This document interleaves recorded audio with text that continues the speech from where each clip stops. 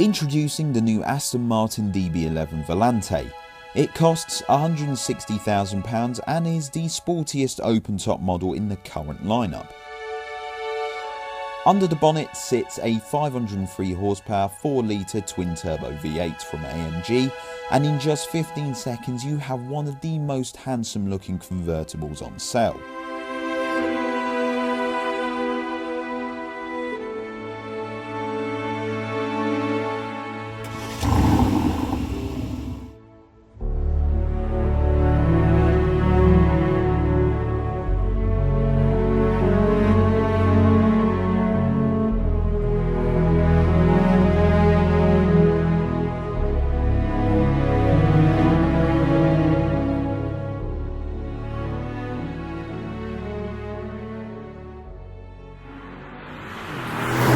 On the move with the DB11 Volante. What's it like to drive?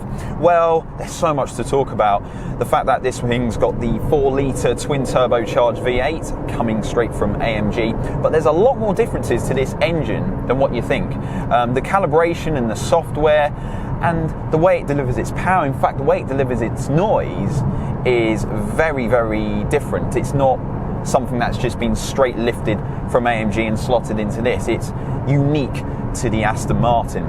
The most important thing though is the way it rides, and obviously it is a GT car at the end of the day. I've got 3 damper settings, and I've also got 3 throttle adjustment settings as well too, so I can go into Sport Plus or the GT mode. The GT mode is the one that I'm in at the minute, and I tell you what, on the road it is just really nice. You've got a good level of control, but it's a really soothing, very soft car. In fact, compared to the DB9 Volante, this is a far more superior, far more comfortable car. It doesn't feel like a sports car trying to be a GT car. It feels like a GT car through and through, something that it can take to the Bentley Continental GT in terms of its rivals.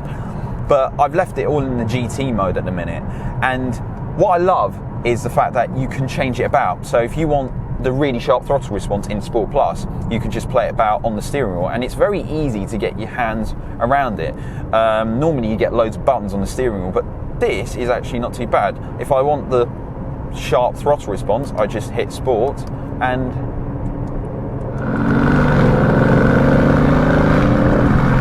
everything seems to change. We've got the 8-speed ZF gearbox, which, do you know what? It's such a great gearbox. The software and calibration in this is really, really good. It does start to hunt for gears in automatic mode, ever so slightly, but then I suppose it's trying to, you know, be a lot more calming and soothing. But you can use the paddles and make use of that 500 horsepower twin turbocharged V8. In fact, what is this car like once you start giving it some stick? So now I've knocked the suspension in Sport, and it's not too jarring. In fact, Sport is pretty much where you want it to be once you start going down a challenging B road. And this DB11 is a pretty big car, but I don't want to use this word, it sort of shrinks as you thread it down a B road. In fact, some of these narrow B roads. The engine, well, it's got all the plus points of the AMG. The fact that you've got the turbos in a hot V, meaning you get this really nice linear response. It's got really good mid-range punch too, and it's worth extending it right up into the higher rev band. It's worth going way past 6,000 RPM, and when you do, you get that incredible V8 soundtrack.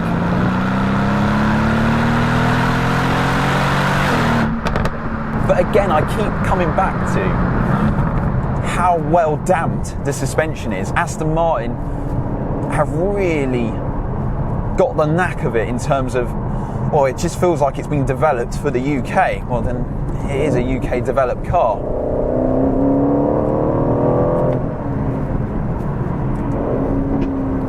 And then with one button again, goes back to GT mode, and this is where the DB11 really comes together. It's something that you just want to waft along. In fact, you could daily this car pretty easily. There's something so easy with wafting with the DB11. It's a very soothing car to drive. The steering's nice and light. You know, it's very easy to maneuver it around town. The cabin though, the cabin is beautiful, sumptuous leather. I mean, Aston Martin are really good at making cool interiors, and the design is familiar. In fact, you've still got some of the same buttons that you get from the DB9. So you've got your drive, neutral and park, which is pretty easy. You just get in, start, go and stick it in drive. And I'm glad that they've got rid of the emotion control unit crystal key, because that was too much faffing about. It's just a really nice car to, like I said, waft around in, and the leather's really cool. In fact, you enjoy more of the experience with it. The smell, the infotainment system is lifted straight out of Mercedes. I don't think that's a bad thing. People have been knocking that fact that this car's got Mercedes bits on it, like the stalks and whatnot. I mean, this is a far more better system than the last system Aston Martin had, which was a bit poor. And I like the fact that this thing's got AMG bits to it in terms of the engine, but calibrated in its own way, and the fact that it's got Mercedes parts in it. I don't think it's a problem at all. And with one touch of a button, we literally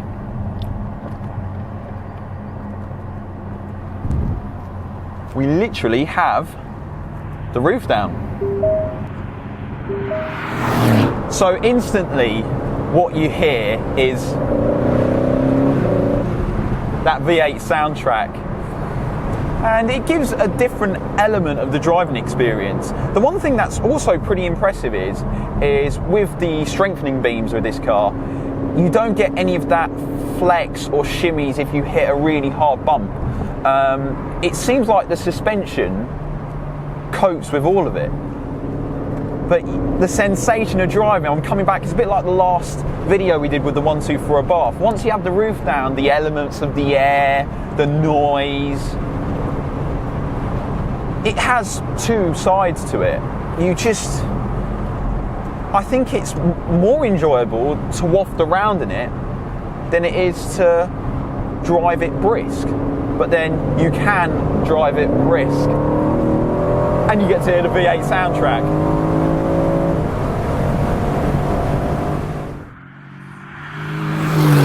I tell you what, this is a leap beyond for Aston Martin. You know, once where it was crying for a new change, it's now got it. We've got new infotainment systems. It's just a much more grown-up car. It offers Bentley levels of quality, but then it doesn't feel bloated or fat. I mean, this is still a heavy car, but I'm just amazed by the flow and the rhythm that you can get down a B road. The steering, I mean, not much feedback, but the weighting gives you a lot of confidence, and there's a lot of accuracy, and it's not too fast. You know, a lot of manufacturers are doing really fast steering where it becomes a bit too twitchy and it varies. This is just one setting. You know, it's quick enough, but not too quick to the point where it becomes edgy. And I like that. And what do you think of the way it looks? Because I think this is a really good looking car. In fact, I prefer it in Volante form than I do in coupé form. And I think it's because of the rear haunches of the car. It just gives it this really beautiful look to it. And in this beige colour with this dark interior with this really cool exposed wood, it's nice. It's really cool. I mean, each to their own taste, but yeah, I like this. I can see Bentley owners coming into this brand far more easier, and I also can see a younger audience coming into this too. I know there's the V8 Vantage, but for days like today, it's just, yeah, it's a really cool car. Really, really cool car. Downsides? I think the gearbox sometimes hunts for gears in auto mode, but then you could just use the paddles for that. I suppose the noise isn't Aston Martin, but then I suppose we have to get used to that. Everything's going turbocharged and nothing will sound the same. The benefits of that is the fact that you get this really nice mid-range torque. I suppose it will depreciate a little bit, but all in all, it's a good car. Oh, it's got pops and bangs too.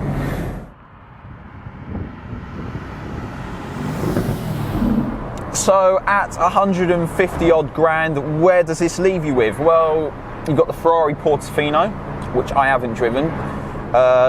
You've got the Bentley Continental V8S, which is an old car now, and we've got the new Continental GT. So at the minute, as far as GT cars go, this is probably the best in cars at the minute.